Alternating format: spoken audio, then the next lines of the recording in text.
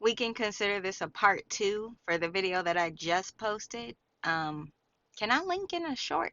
Maybe I can post the link or whatever to circle back. But we were basically talking about how the king in the book of Esther was saved from an assassination attempt by Mordecai. And he was asking, what shall be done to honor a great man? And he was asking this to Haman, who had become the second greatest in the nation. And so Haman boasted himself up, and he was basically like, parade him around in the streets, put him in your finest robes, and shout out, "This is the king that the man wishes to honor." Because he thought it would be for himself.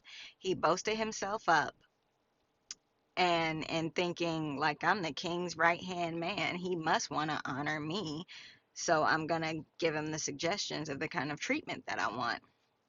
And the king is like, okay, yeah, let's do that for a man named Mordecai. Mordecai is a man that Haman hated because Haman wanted people to bow down to him, and Mordecai would not bow down. Mordecai said, the only one I bow down to is my God. And so this really had Haman angry, and he was the one. Haman had put a hit out on all the Jews because he was so upset with Mordecai.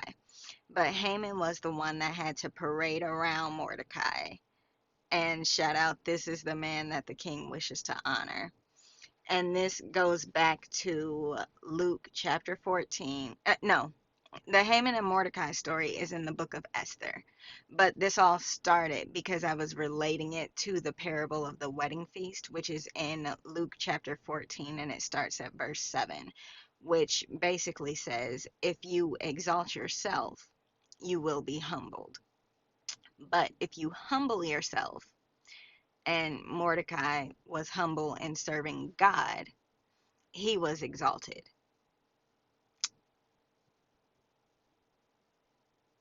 Just something to think on.